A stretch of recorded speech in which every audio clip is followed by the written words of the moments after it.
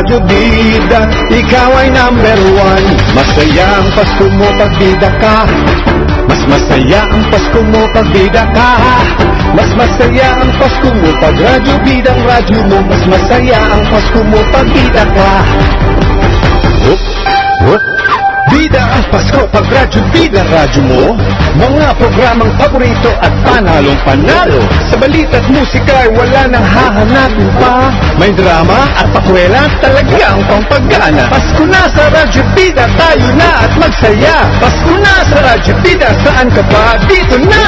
Ang regalo ngayong Pasko, mga balitang bagong-bago, kasiyahan at kulitan sa Radyo Bida, ikaw ay number one. Kasiyahan at kulitan sa Radyo Bida, ikaw ay number one.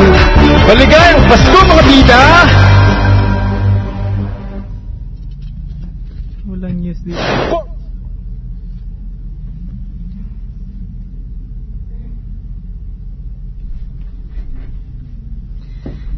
Assalamualaikum warahmatullahi ta'ala wabarakatuh. Piyukulong nun at magandang gabi sa inyong mga kaibigan. Ako si Derek Sanico.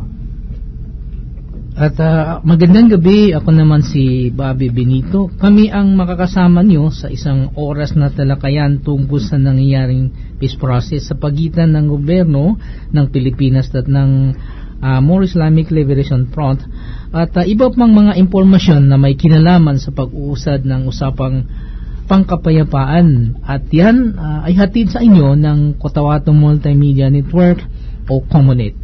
Para po sa kalaman ng ating mga kaibigan, makakasamang Bobby, ang Comunet ay binubuo ng 13 organisasyon na pinunduhan ng Forum CFD at ng GIZ para makatulong tayo sa at maintindihan ng ating mga kababayan ang mainit na mga isyu ngayon sa ating bayan.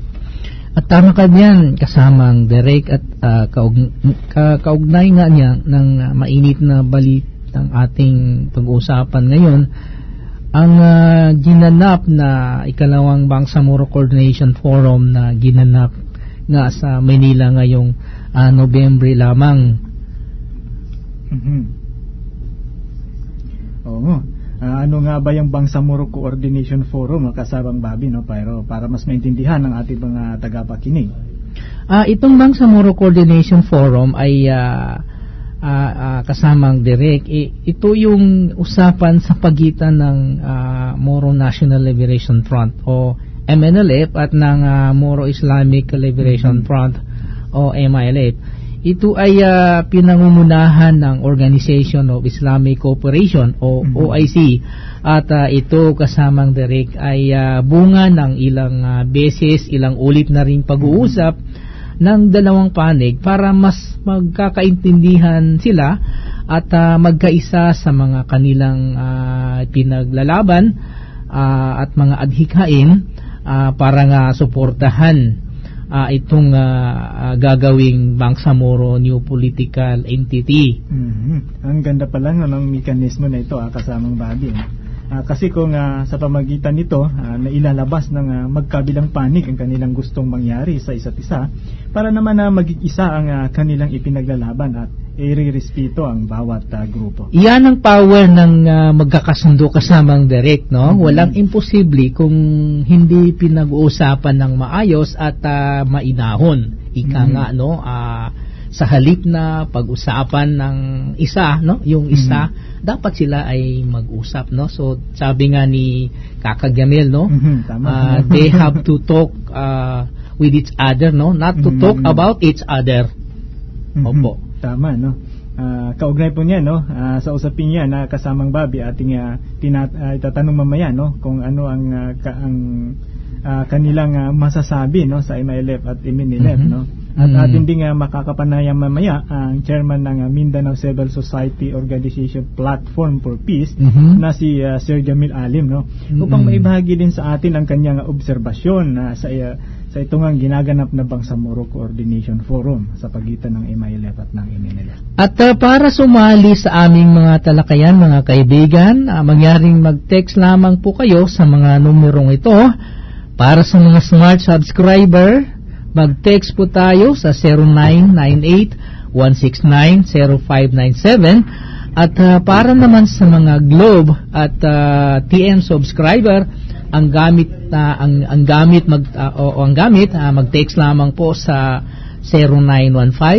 0915-454-8554. Inulit ko po, para sa mga smart subscriber, pwede po kayong mag-text sa 0998-169-0597.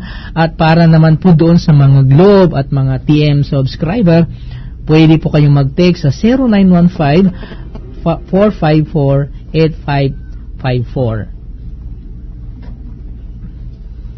Ang oras po natin ay gaganap ng alas 7:39 ng gabi. Susunod na ang Tudtulan sa Guna. Pero bago yan, mga kaibigan, pakinggan muna natin ang isang awiting handog sa inyo ng Community.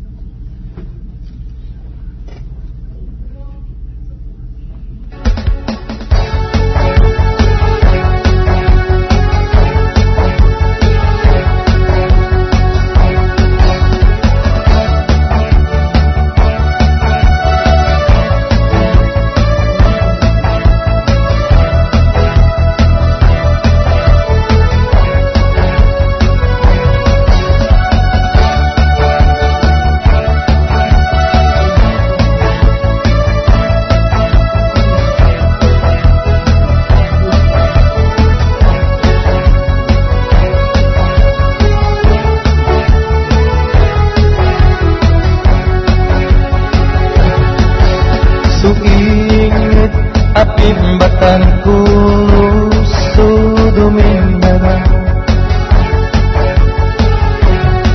Danugunin Dumaning marasay Sunukit Bukitan marasay Ang mapasan Tamantanong Iingin tanong Paronda Sudali pa Apimbatan Lubos kusurot ko Langunod na ba malipin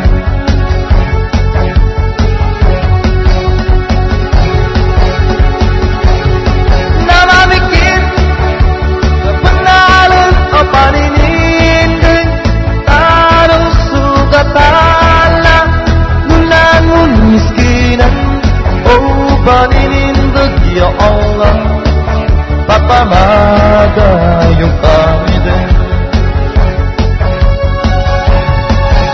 Mamaga yung tanunan O sa masama tanunan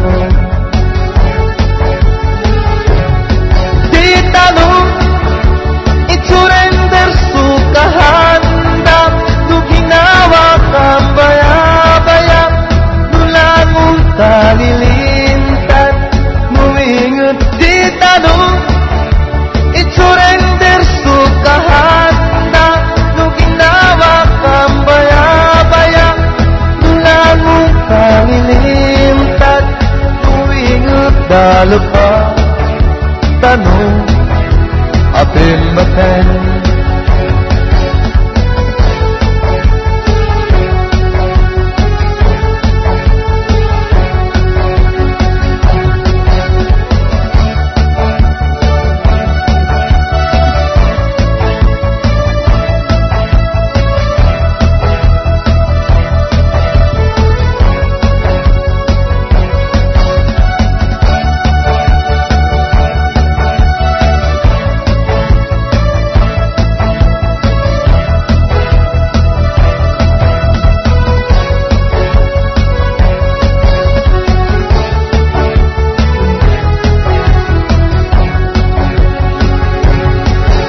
Suingit apimbatan puso Mindanao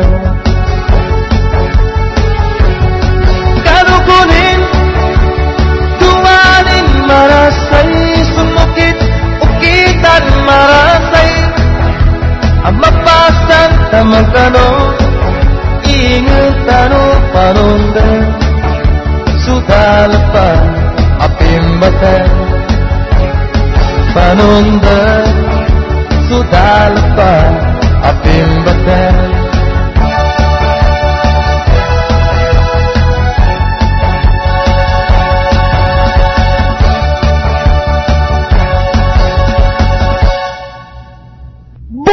mo ngayon!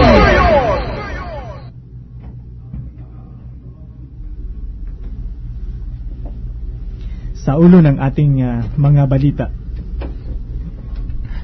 Women's Human Rights Defenders Group na buo na ng MINDRAC. Paggawa sa Mlang Airport magpapatuloy.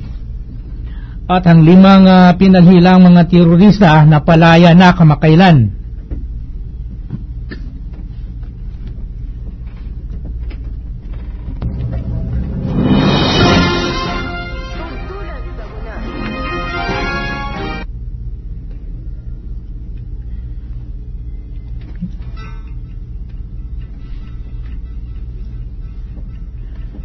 Matagumpay na nabuo ng Mindanao Human Rights Action Centers sa pakikipagtulungan ng Alternative Law Group ang pagbuo ng Women Human Rights Defender dito sa Central Mindanao. Sa ginanap na 2 araw ng training workshop on basic human rights, Universal Declaration of Human Rights, International Humanitarian Law, Paralegal at Basic Documentation noong November 16 hanggang November 17 taong ito na ginanap sa Pagana Native Restaurant dito sa Cotabato City, na dinaluhan naman ng mahigit na 30 pinuno ng mga kababayang Moro, indigenous peoples mula sa iba't ibang women civil society organization. Ang ilan sa mga active women human rights defenders na ito na dumalo sa nasabing training ay ang MODIC, MINWAG, UNIPIL Women, BESI JP, Similar Def, UNIPAD, MAPAD, BESI JP, PAUDI, MINDRAC Community Volunteers at iba pa. Naimbitahan naman bilang mga resource person sina Attorney Alpha Carol Puntanal at Attorney City Bailan ng Regional Human Rights Commission. Kabilang din sa mga nagbigay ng lecture sa nasabing training ay si Miss Bailing Mantawel ng BWAD, Attorney Raisa Jajuri ng Bangsamoro Transition Commission. Nagbigay naman ng mensahe bilang pagsuporta si MINDRAC DOT Chairperson at DILG-RMM Secretary Attorney Anwar Malang. Laking pasasalamat naman ni Tarhata Maglangit, ang Executive Director ng Bangsamoro Women Solidarity Forum at MINDRAC DOT Vice Chair Tarhata Maglangit dahil sa aktibong paglahok ng mga participants sa nasabing training. Si Tarhata Maglangit din ang naging facilitator sa 2 araw na training na ito ng mga kababaihan. At nakatakda namang makipagdialogo sa mga miyembro ng security sectors ang mga human rights defenders na ito na pawang mga kababaihan kagaya ng Armed Forces of the Philippines at ng Philippine National Police sa mga susunod na buwan. Ito ay itataon sa pagdiriwang ng International Humanitarian o International Human Rights Law ngayong darating na December 2014. Asahan na makumpleto ang konstruksyon ng Central Mindanao Rural Airport sa bayan ng Blang, North Cotabato. Ito ang nakasunod na pangako ng Department of Transportation and Communication or DOTC ay naglaan ng 20 milyon upang matapos na ang naturang paliparan at simulan ang ekspansyon. Dahil dito, tiniyak ni Cotabato Provincial Board Member Noel Baynusa na sa pagpatuloy ng pagkumpleto sa paliparan ay sinimulan noong 1995. Sa oras na makumpleto ang paliparan, pwede nang lumapag dito ang mga ilang uri ng eroplano tulad ng Airbus 300 aircraft at medium-sized cargo planes. Maliban sa mga residente ng lalawigan ng Cotabato, makabenepisyo sa naturang airport ang mga probinsya ng Bukidnon, Maguindanao, Davao del Sur at Sultan Kudarat. Samantala, napawalang sala namang noong November 10, 2014 ang mga sibilyang Moro na hinuli ng mga kasundaluhan at kapulisan dahil sa kasong terorismo habang sila ay nangunguha ng mga pagkain sa kanilang mga kagamitan sa kanilang mga kabahayan noong April 2013. Ang 5 membro ng pamilyang Magumbayan na sina Abdullah, Aris, Hamza, Nasir at Saddam na pawang mga miyembro ng pamilyang Bagumbayan Ang nasabing kasong hinawakan ng Mindanao Human Rights Action Center mula pa noong June 2013 ay napatunayan ng korte na ang lahat ng paratang sa kanila ng mga kasundaluhan ng mga kapulisan na nanghulis at kumulong at nagtorture sa kanila ay pawang kasinungalingan at gawa-gawa lamang ang mga ito. Ayon pa kay Attorney Farid Ishuer di Tisio, former legal officer ng Mindanao Human Rights Action Center o MINDRAC, ang paglaya ng mga nasabing suspek ay nagpapatunay lamang na mayroon pa ring hustisya sa bansa. Hinihikayat naman ng MINDRAC na ipaglaban ng mga biktima ang kanilang mga karapatan sa pamamagitan ng legal na pamamaraan. Tinig ng Kapayapaan. Bangsamoro ngayon.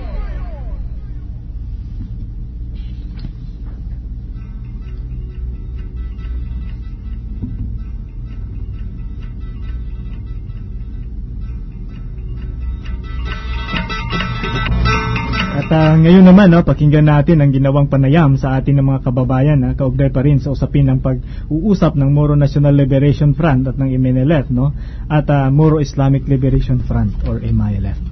Ako ay si Leia Ganoy. Makakatulong ang pag-uusap ng MILF at MNLF upang makamit ang kapayapaan sa pamamagitan ng kung magkakaisa at magtutulungan, walang hindi makakamit. Kasi naniniwala ako sa kasabihan, 2 heads is better than 1. Assalamualaikum warahmatullahi ta'ala wabarakatuhu. Ako po ay taus-pusong nananawagan sa grupong MILF at MNLF na magkaisa po tayo at magtulungan upang makamit ang hinahangad nating kapayapaan. Akin po, kailangan magkasundo yung MNLF at saka MILF upang makamit ang kapayapaan kasi sa ngayon, kapwa Moro nag-aawayan. Halimbawa na lang MNLF at saka MILF. Kagaya ng sa area namin, ganun, nagbabarilan, kapwa Moro. Kaya kailangan talaga magkasundo yung MNLF at saka MILF kasi iisa lang yan na Bangsamoro. Ang panawagan ko po sa mga kapatid nating MNLF at saka MILF, kailangan po magkasundo na kayo at saka dapat po hindi kayo nagbabangayan kasi kapwa Bangsamoro din kayo.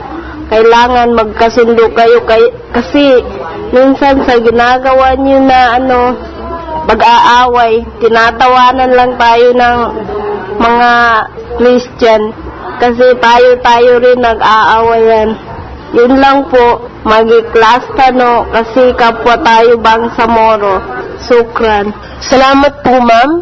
Para sa boses ng mamamayan, ako po si Aisa Omar. Bangsamoro ngayon. Ang oras natin sa Bangsamoro ngayon ay ganap ng alas 7:52 ng gabi.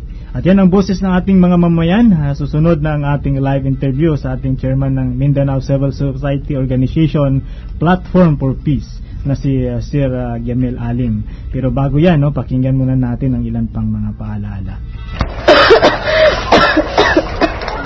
Oh, Mare, bakit inuubo na naman ang anak mo? Paano, Mare? Nagsusunog na naman ng basura ang kapitbahay namin. Ha? Hindi ba nila alam na mahigpit na ipinagbabawal ang pagsusunog ng basura ayon sa ating Municipal Ordinance No. 3, Series of 2009? Para maiwasan ang pagsusunog ng basura, kailangang paghiwalayin ang mga nabubulok at hindi nabubulok. Pwede gawing pataba sa mga pananim tulad ng mga dahon at mga pinagbalatan ng prutas. Ang pwede pang mapakinabangan ay maaaring ibenta sa mga junk shop tulad ng mga sirang kagamitan, plastic, bote at lumang dyaryo. Ang mga nakakalasong basura tulad ng baterya, diaper at bote ng mga pestisidyo ay dapat ilibing sa likod ng inyong bakuran. Ang paalaalang ito ay hatid sa inyo ng Cotabato Multimedia Network o COMONET.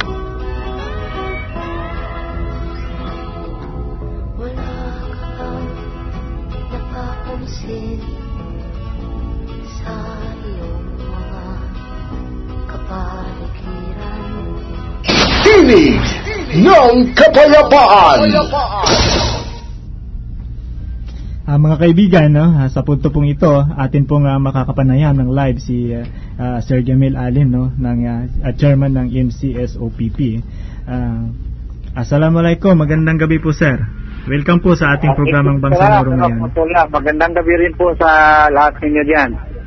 At ako naman po si Bobby Benito. Magandang gabi, sir. Assalamualaikum warahmatullahi wabarakatuh. Waalaikumsalam warahmatullahi. Yes. Opo. Para po sa akalaman ng ating mga tagapakinig, sir, ano ang inyong opinion sa ginawang Bangsamoro Coordination Forum sa pagitan ng Moro Islamic Liberation Front at ng Moro National Liberation Front? Ito po yung efforts ng magkabila na kung saan magkaroon ng pagkakaisa sa layunin yung dalawang malaking fronts, no, para mabuo nga itong usapang pangkapayapaan sa pagitan ng gobyerno at ng MILF at and of course yung naunsaming usapang pangkapayapaan naman po sa pagitan ng gobyerno at ng MNLF. Well, yung ginawang Bangsamoro Coordination Forum, isa itong mekanismo na magagamit ng MNLF at MILF upang sila ay magkapag-usap, sapagkat na nakita nila sa prinsipyo na ang kaisa ay isang susi upang makamit yung layunin ng Bangsamoro. At para ito ay magawa, kinailangan gumawa ng isang mekanismo o yung platform na kung tawagin natin ay Bangsamoro Coordination Forum, na ito yung daluyan ng pag-uusap ng dalawa para magkaroon ng isang sulong doon sa gusto nilang mangyari para sa Bangsamoro. Sa tingin po natin, sir, bilang chairman po ng MCSOPP, ano po ba yung tingin natin dito sa mga magagandang na idulot ng kanilang nitong Bangsamoro Coordination Forum? Sinusuportahan natin yan. Nakipag-usap na tayo sa mga ilang tao na involved yan. At iniintay lang natin yung kanilang official na invitation kung kailangan nila yung suporta ng civil society organization para magkaroon ng social base yung kanilang plataforma, sapagkat alam natin na ito po ay database, no. Itong Bangsamoro Coordination Forum ay under the auspices of the Organization of Islamic Conference. At nakita naman ninyo sa loob ng 4 na taon mula 2010 hanggang 2014 ay ang nabuo pa lang nila ay yung secretariat, no? Secretariat pa lang at hindi pa nakapag-umpisa yung kanilang pag-uusap, pagbuo ng technical at saka legal working committee. Hanggang ngayon ay hindi pa rin yung nabuo. So kailangan natin suportahan yan, no? Sapagkat isa sa susi na makamit ng Bangsamoro yung kanilang inaangat na kapayapaan at kaunlaran ay doon sa pagkakaisa ng mga mahalagang stakeholders katulad ng mga MNLF, mga civil society organization at saka yung mga traditional leaders. Opo, sir, ang pagkakaalam ko, ang Consortium of Bangsamoro Civil Society ay isa po sa mga civil society organization, Bangsamoro Civil Society Organization na nagsusulong nga ng unity and solidarity sa pagitan ng hindi lamang po ang major fronts, yung MNLF at ang MILF, bagkus iba pang sectors ng ating ng Bangsamoro society, katulad nga ng traditional leaders and religious sectors. So sa bagay na ito, sir, hindi ho kaya mas mabuti, no, na maging bahagi ang civil society organization sa pamamagitan ng CBCS na meron ho tayong direktang involvement sa kasalukuyang dialogue ng magkabilang panig, sir? Well, unang-una, Bobby, isa sa mga prinsipyo ng CBCS o pinapaniwalaan niya ay yung pagkakaisa ng sambayan ng Moro. Ito ay isa sa mga susi na makamit natin yung ating collective aspiration ng mga tao bilang isang bansa. Opo. Kaya nga tayo ay open, inumpisa natin yung programa natin na Unity and Solidarity 3 years ago, at tayo po ay nakapag-usap na sa mga community-based leaders. Meron tayo nakausap na grupo ng mga MNLF at saka MILF, at sila ay wala naman tutol na magkaroon ng pagtutulungan, pagkakaisa, o kahit man lang solidarity kung hindi na kailangan magkaisa pa ng organisasyon, yung pagtutulungan lang.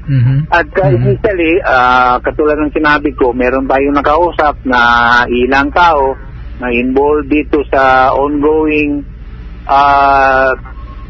establishment ng mekanismo ng Bangsamoro Coordination Forum, at sinabi niya na nilutang ang pangalan ng CBC na posibleng makatulong. At hanggang hindi tayo nakaka-receive ng official na invitation, hindi pa tayo pwedeng pumasok yan. Opo. Mabuti naman po kung ganun, sapagkat hindi naman po masasayang yung efforts ng CBCS kung ito ay kanilang nire-recognize, ano. Dito sa dokumento, sir, na aming binabasa ngayon, isa sa masasabi nating output, ano, nung nasabing forum na ginawa noong November 12, 2014, under the auspices of the OIC, ay itong item letter B, na kung saan kanyang nireiterate dito yung commitment ng magkabila, yung MNLF at ang MILF, para i-consolidate yung kanilang efforts para ma-achieve yung Bangsamoro People's aspiration sa just political solution to the conflict between the Bangsamoro and the government. So, sa inyong opinion, paano po natin ito maipaliwanag sa ating mga kababayan? Ito ba ay nangangahulugan ang magkabila ay tinanggap nila na ang kasalukuyang pag-uusap ay hindi lamang po bunga ng isang struggle, kundi bagkus ito ay bunga ng iba pang mga struggle, sir? Ganito po yung alam ko na process dyan, Bobby. Una, yung pag-uusap ng MNLF, MILF ay without prejudice to pursuing yung ongoing discussion sa BBL. So hindi rin maging problema, kunwari hindi magiging hadlang yung pag-uusap ng MNLF at ang MILF tungkol dito sa coordination doon sa sinusulong na pagpapaliwanag sa mamamayan tungkol sa BBL. It is a parallel process para at the end ay magkaroon ng isang understanding kung paano magkaroon ng pagtutulungan towards the end, no? So hindi masyadong malaking problema yan dahil meron na ring roadmap ang BBL, meron na rin siyang time frame, but within this time merong isang parallel process, at ito na yung pag-uusap ng MNLF at saka MILF para ma-consolidate o ma-harmonize yung kanilang mga agenda para sa sambayan ng Moro.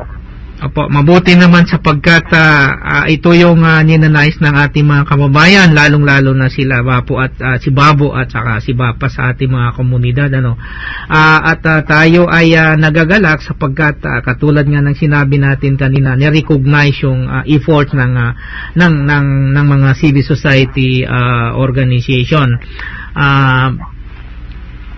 Huling katanungan na lang po, sir, ano po yung ating panawagan dito kasi maraming ang nakikita natin na isa ito sa magandang bunga ng kanilang pag-uusap, yung balikan yung mga agreements simula pa nung 1996 hanggang sa CAB. Ito yung nasabi dito sa letter C ng kanilang napagkasunduan.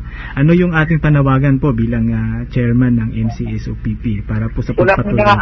Unang-una, direka ganito.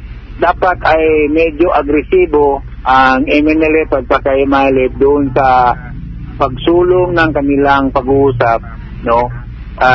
Dapat ay tatakbo na yung kanilang secretariat, dapat ay nag-umpisa na yung mga initial na pag-uusap nila. At the same time also, ang panawagan kung pwede lang yung OIC tutulungan yung platform na yan para magkaroon ng sariling pundo para makakilos na siya. Suportahan natin yan. Kailangan suportahan ang inisyatibo na yan ng MNLF at ng MILF sapagkat hindi naman nagkakalayo o nagkakaiba ang kanilang panawagan at sila ay naniniwala sa pagkakaisa at sila ay naniniwala sa pag-coordinate. Number 2, dapat din suportahan natin yung sinusulong na draft BPL. Ibig sabihin niyan direct ay sinusuportahan natin ang pag-uusap ng MNLF at saka MILF.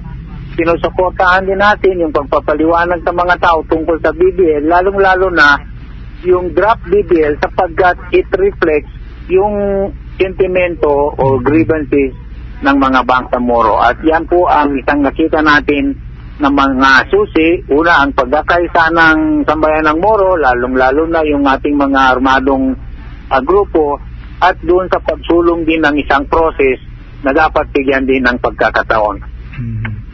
Sir. Maraming salamat po, sir. Maraming salamat din po, sir, sa pagbibigay ninyo ng pagkakataon at wassalamualaikum warahmatullahi wabarakatuh. Salamat din, Bobby. Assalamualaikum warahmatullahi wabarakatuh. Yun po si Sir Jamil Alim, chairman po ng MCSOPP.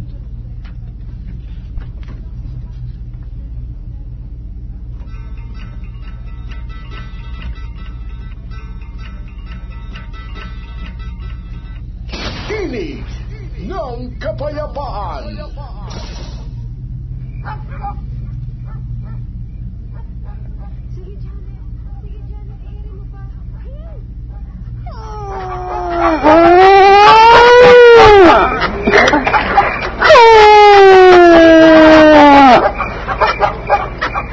Babu, Inan, bakit walang iyak ang anak ko?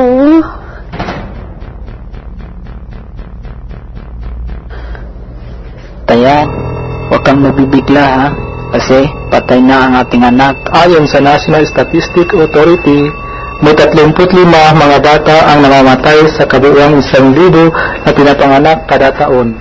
Para maiwasan ito, kailangan magpunta agad sa pinakamalapit na birthing clinic, Royal Health Unit o di kaya'y hospital. Ang paalaalang ito ay hatid sa inyo ng Cotabato Multimedia Network o COMUNET.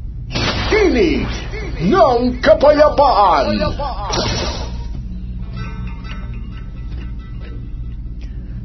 Sa puntong ito, mga kaibigan, tayo ay sasamahan ni Kasamang Dang para sa kanyang mga tips upang makaiwas sa mga sakit ngayong lupat pa ibaba ang panahon natin ngayon sa mga kaibigan. Pero bago yan, nandito muna ang ilang paalala.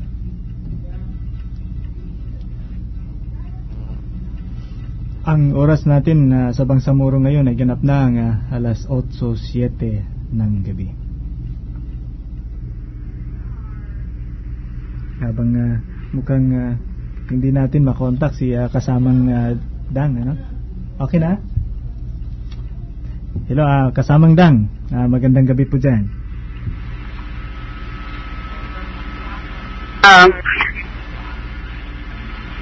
Medyo hindi yata maganda yung signal, Dang. Hello? Okay. Tuloy po, tuloy.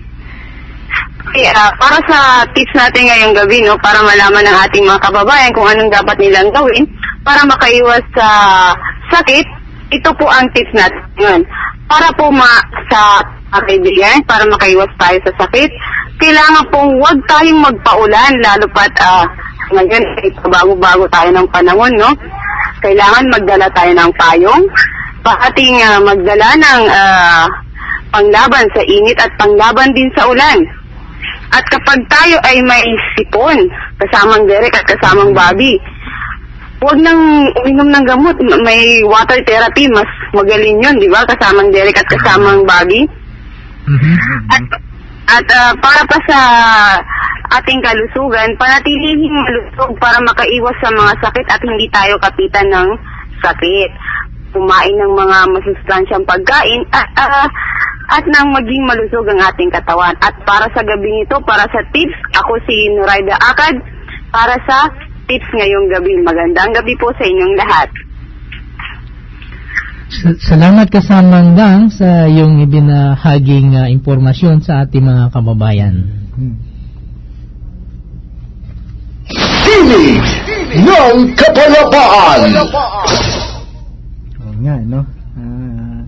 Kakababi, yung panahon nga natin ngayon ay hindi natin alam, no? Kung araw ay masyadong mainit, pag gabi naman ay umuulan, no? Tamang-tama talaga yung tips ni kasamang Dang.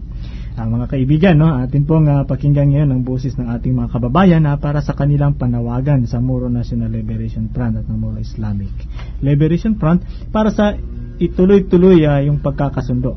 Pero bago yan, atin pong pakinggan ng isang awitin. Para po sa inyong lahat ang awiting ito.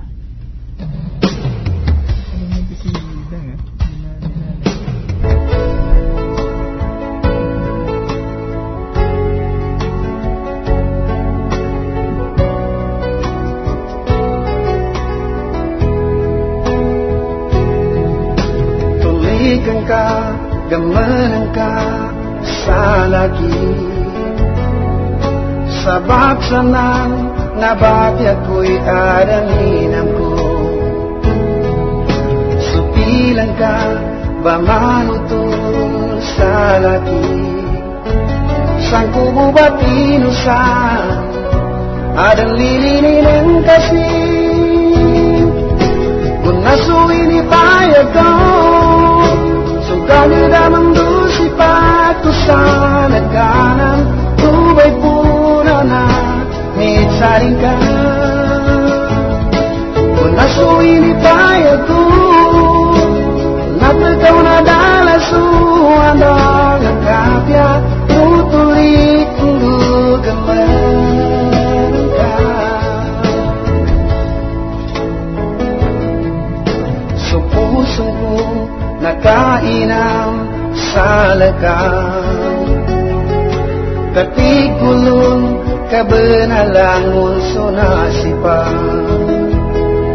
So ginawa ko anagalaw sa lagang, kanabas ang benar kaya nakasalig ako.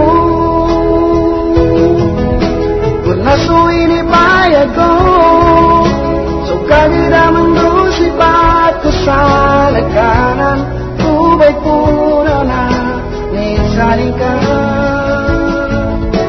Kung nasuin ipayag ko, natagaw na dalasuan ang akapya. Tutulik ang lugaman ka.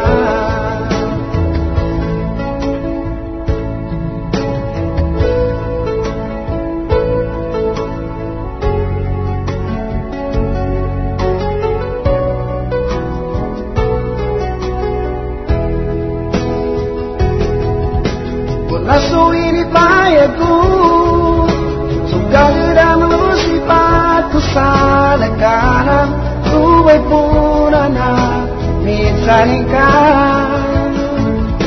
Kung nasuin ipayag ko, natagaw na dalasuan ang agapya.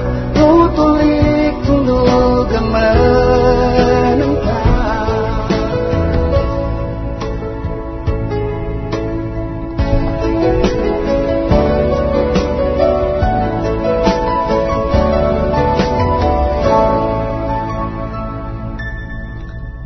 Para sa malamig na gabi yan, ano, kakababi, no? Oo nga eh. At yan, mga kaibigan, ngayon narito po ang boses ng ating mga kababayan. Ako si City Saada Sampayan. Ang MNLF at saka MILF dati yan magkasama. So maganda, may tulong ng pag-uusap nila. Panawagan ko sa MILF at MILF ay magkaisa na at magtulungan na. Kung may problema o may hindi pagkakasunduan, dapat mag-usap na sila. Maraming salamat. Pahimandagan-dangan para sa boses ng bayan. Si Jocelyn Gomera from South Upi. Ang nakikita ko dyan, ang pwede rin natin makikita dyan pag nag-usap na sila, siguro nandyan na yung kapayapaan, kaunlaran at pagkakaisa ng Bangsamoro. Nawagan ko sa magkabilang panig, yung maayos na pag-uusap at magkaintindihan ng sa ganun. Mamit nga yung aking sinasabi na mayroong peace, kaunlaran, at saka maayos na pagsasama ng both Bangsamoro community. Malaki ang may tutulong ng pag-uusap ng MNLF at MILF sa pagtatag ng Bangsamoro government. Panawagan ko sa MNLF at sa MILF na magtulungan sa pagkamit ng Bangsamoro government. Kahimadagyandengan para sa boses ng bayan.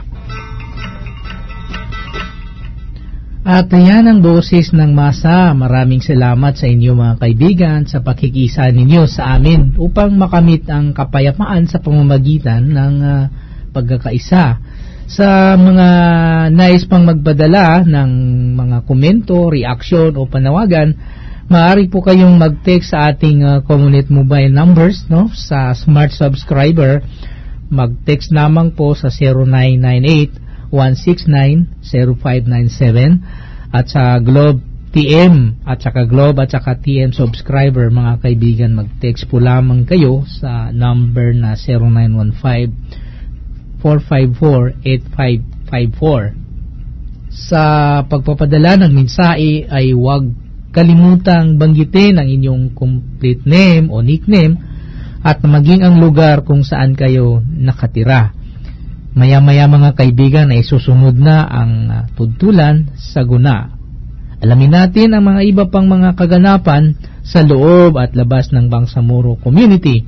Pero bago po yan, pakinggan muna natin ang ilang pang mga paalala. Ano ba delikata? Saan bang punta mo? Oo nga, nagsimula na kasi ang konsultasyon sa Bangsamoro Bisiklo dun sa barangay hall natin. Ano ba kasi ang Bangsamoro Bisiklo na yan? Ang Bangsamoro Bisiklo ay isang batas na ipapatupad ng Bangsamoro para sa pagkakinlangan at sa pamamagitan nito ay magkaroon ng Bangsamoro government at nang magkaroon ng lakas at magkaroon din ng sanga-sanga o structure. Ganun ba? Pwede ba akong sumama?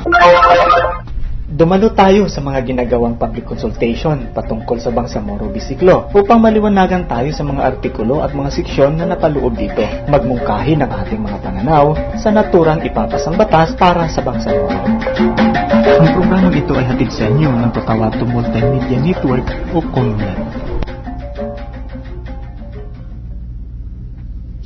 Bangsamoro ngayon!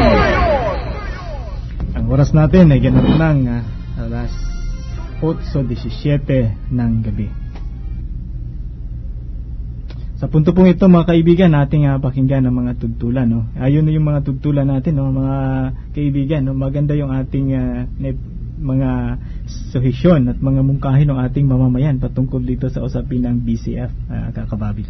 Tama po yan sapagkat nadinig naman po natin. Pero ang napansin ko lang kasama ang Terek, bakit mukha yatang puro mga kababaihan?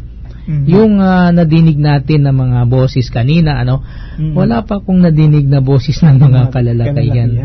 Hindi naman yata nangangahulugan na yung mga kababaihan lamang ang may gusto ng pagkakaisa.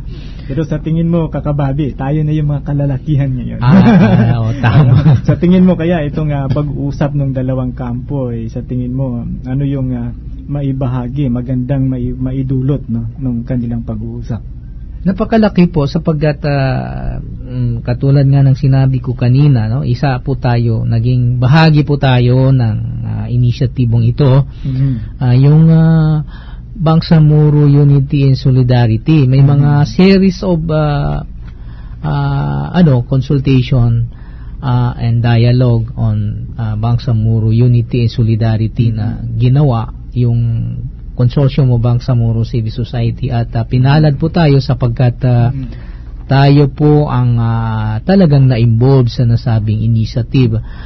At maganda yung mga naging resulta nito sapagkat puro nga panawagan ng pagkakaisa, kung hindi man tayo magkaisa sa isang organisasyon, sapagkat palagay ko next to impossible na yon, pero doon tayo magkaisa sa layunin, yung ating adhikain na magkaroon nga ng kapayapaan dito sa ating lugar. At yung bilang isang mananampalatayang Islam, ito ay katuruan na sa Quran po, yung mga kaibigan, kung ating hiramin yung aya, yung verses ng ating mga ulama na sinasabi nilang parati na watasimu bihablillahi jami'aw wala tafarraqu, na ang ilan sa mga kahulugan nito kasamang direct ay hahawak ang mga Muslim sa isang lubid at hindi sila dapat maghiwa-hiwalay. Yung lubid na yun yung pagkakaisa, hindi sila bibitaw, sapagkat sa pagkakaisa ay matatamo natin ang hinahangad natin. Sabi nga nila, in union there is a unity. Yun naman po ay advertisement. In union there is unity. So, pero sa tingin mo dun sa sinabi ni Chairman Gamil Alin kanina, kakababi dun sa mga challenges pa nga, kahit nabuo na po itong BCF natin, ay may mga challenges pa rin. Halimbawa yung secretariat, paano naman yung budget nito para naman matuloy-tuloy yung ginagawang pag-uusap ng dalawang kampo. Opo. Tama po yun. Isa sa mga challenge niya sa atin, yung dapat na assertive, dapat proactive, yung ating mga sumusuporta sa ganitong inisyatibo, Pagkat kung mapapansin mo sa loob ng medyo may kahabaan na rin to sa loob ng medyo ganun katagal na panahon, parang hindi tayo satisfied na ganito lamang po yung kanilang mabuo. Subalit on the other hand, naintindihan naman po natin ito mga kaibigan, sapagkat hindi ito usapin, hindi ito isang issue na hindi basta-basta malulutas. Ito ay nangangailangan ng masusing pag-uusap, at nangangailangan ng matinding medyo kumbaga yung pride, sapagkat isa lang yan po sa mga bagay na hindi tayo uusad kung ang pag-usapan natin ang unity, solidarity at saka reconciliation. So dapat maging open yung magkabila, na kaya nga nagdagal kahit nga itong pag-uusad ng peace process ay umabot sa ganitong tagal ng panahon, sapagkat may mga agenda ang bawat isa na ang tingin nila para sa kanila ay yun ang mas tama para resolbahin ang nasabing problema. Subalit sa ibang partido naman, sa tingin nila yun ay mali.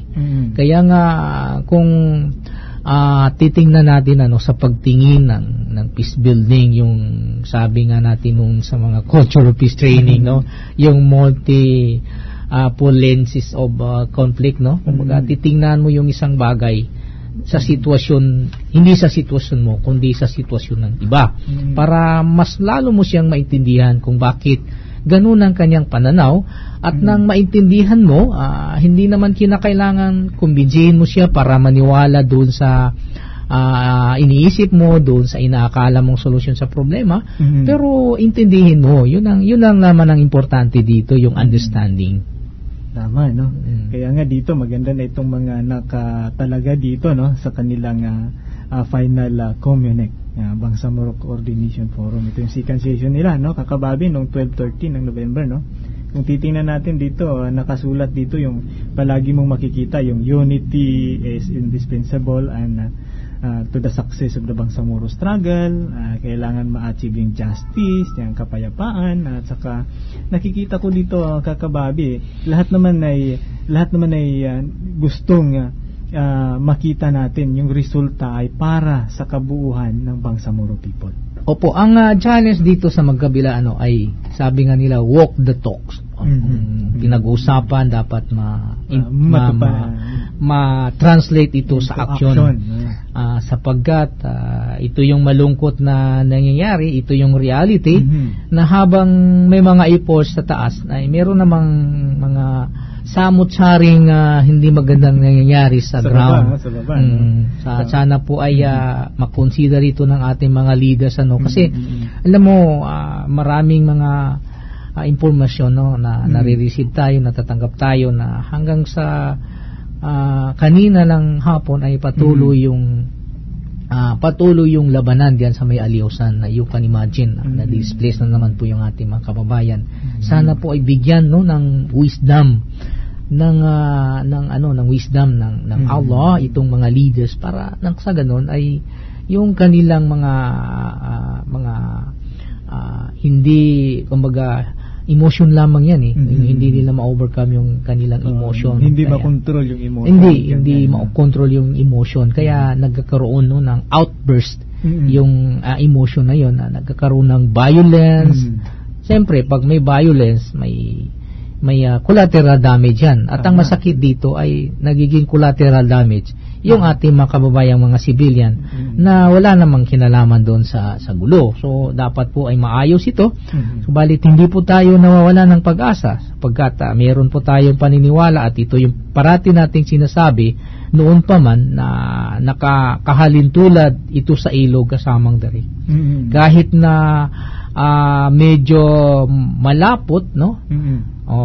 Kahit gaano kalinaw yung isang ilog, no, sa baba, sa downstream, kung malapot yung nasa source ng ilog na yun, yung river na yan, ay lalapot itong nasa downstream. At kung lilinaw itong source ng ilog na yan, yung sa upper stream, siyempre lilinaw itong nasa downstream. So yun po yung inaasahan natin, mga kaibigan, sa susunod na mga taon, lilinaw yung source, no, yung sa taas, itong major fronts, yung MNLF at saka MILF, at lilinaw din, magiging clear din, crystal clear sana yung mangyayari dito sa atin sa baba. Ibig bang sabihin niya, nakakababi, para bang kung malinaw na dito sa pinagmulan, ito yung source na ito yung dalawang ulo, opo. Kung malinaw na dapat sa camera, dapat ibahagi naman dun sa pinaka mass base ng ating dalawang front na ito. Para naman kung alam ng ating mga heads, dapat ay itong mga alam nila ay pupunta talaga doon sa mga grassroots areas, na kung saan ito palagi yung apektado pag may nagkakaroon ng kaguluhan.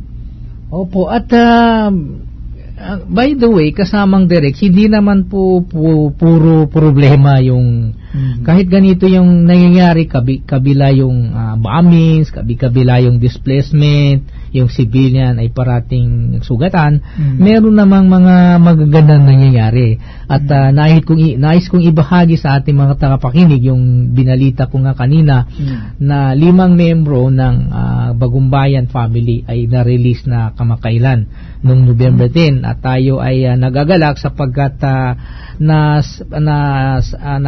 nawalang bisa yung kaso. Kinasuhan po kasi ito sila, mga kaibigan, ng terorismo, sapagkat sila daw ay membro ng BIFF, at ito ay hinawakan ng Mindanao Human Rights Action Center.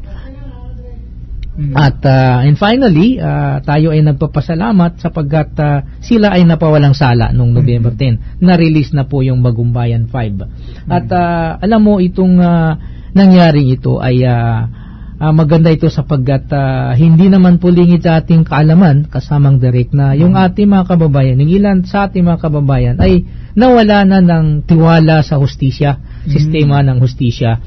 At kaya nga pag kausapin mo yung isang sabihin nating biktima, no, ng karahasan, o yung biktima ng paglabag sa karapatang pangtao, ang parati mo madidinig ay wala naman akong laban diyan wala akong kakayahang magdemanda, magkaso, sapagkat kami ay maliit lamang na tao, wala kaming pera. Subalit napatunayan natin na kapag ka po determinado ang isang tao, at talagang wala naman po siyang kinalaman doon sa binibintang sa kanya, ay magkakaroon din ng hustisya, at ito ay sa pamamagitan lamang ng ng masigasig na pagkipaglaban sa iyong mga karapatan. At napatunayan natin ngayon dahil nga sa tulong ng MINRAC and of course yung ating magiting na abogado, si Attorney Farid.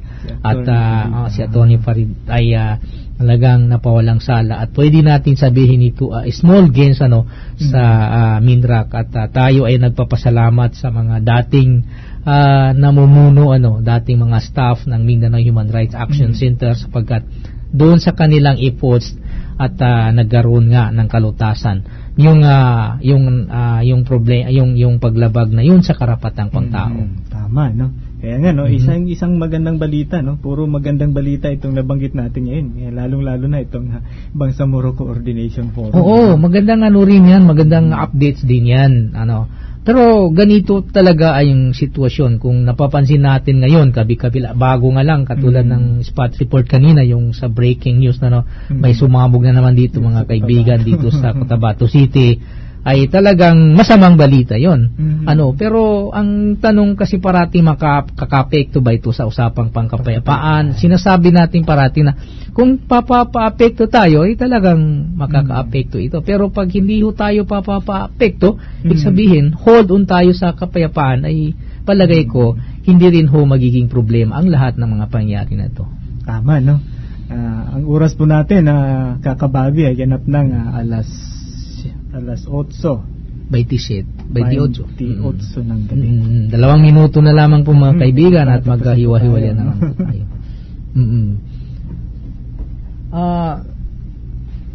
Opo, ang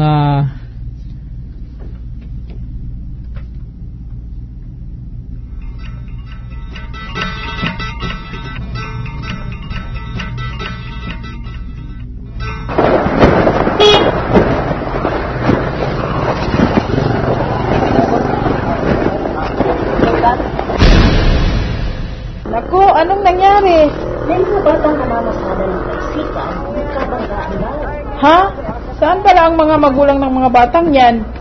Sana, nag-aaral pa ang mga batang yan at hindi naghahanap buhay.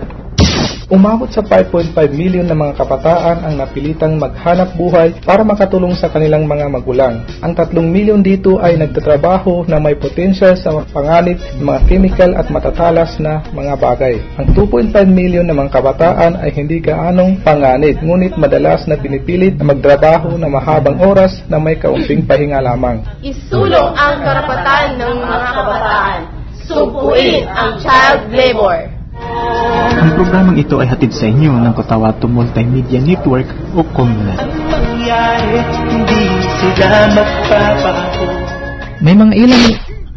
May mga ilang reminders po tayo dito kasamang Derek, yung UN Peace Journalism Awards open po sa lahat ng mga interesadong lumahok. Ipadala lamang po ang inyong mga entries, pwedeng written articles, broadcast online, photographs, nagawa ninyo mula August 2014 hanggang May 2015. Ang mga campus journalists ay maaari ring sumali sa competition. Bisitahin lamang po ang eas.europa.eu/ para sa iba pang detalye. Tinatawagan din po yung mga members ng COMUNET na makisubmit po ang inyong list of names and participants ngayong darating na seminar workshop on journalism sa darating na November 24 to 25 sa Katuntaya Foundation Incorporated. Tama po yun. Opo. Sapagat meron po tayong series ng training at ang training ay gaganapin muli ngayong November 24 at hanggang sa 25 sa KFI din po, kaya kinakailangan po yung list ng mga participants. Dalawa yata yung isang organization. Tama, no? At saka wala na po talaga tayong oras mga kaibigan, Maraming salamat po sa inyong pagkikinig sa amin. Dito po nagtatapos ang ating programa, mga ka-network. Maraming salamat sa pagtangkilik ninyo sa aming programa. Ang programang ito ay para po sa inyo. Hangad po namin magkapagbigay ng wastong kaalaman sa atin lahat. Nagpapasalamat din kami sa mga miyembro ng COMUNET sa inyong mga kontribusyon at aktibong pakikibahagi para sa ikatatagumpay ng ating programa. Sa ngalan ng iba't ibang organisasyon na bumubuo ng COMUNET, Summit, no? Ang Bangsamoro Center for Justice, Consortium of Bangsamoro Civil Society, Kaduntaya Foundation Incorporated, Moro Women Development and Cultural Center, United Youth of the Philippines, Women, United Youth for Peace and Development, iWatch Mindanao, People's Peace Movement, Regional Reconciliation and Unification Commission, IPDED, DXUP, at ng Mindanao Action for Peace and Development Initiative, at suporta ng GIZ at Forum ZFD. Ang kapayapaan ay sa technical side, no? Si Ginoong Jonathan Estorbo. Ako po si Abdul Basit Benito. Ako naman po si Derek Sanico na nagsasabing ito ang Bangsamoro ngayon, tinig ng kapayapaan. Samahan niyo po kami sa susunod na Webes dito pa rin sa DXNS Radyo Bida. Inyong napakinggan ang programang Bangsamoro ngayon, tinig ng kapayapaan. Nagbibigay impormasyon ukol sa usapang pangkapayapaan, kaunlaran, pangangalaga sa kalikasan at iba pang kaganapan sa Mindanao. Bangsamoro ngayon, tinig ng kapayapaan. Hanggang sa susunod na Huwebes, alas 7 hanggang alas 7:30 ng gabi. Dito lang sa DXMS Radyo Bida 882 sa inyong mga pihitan.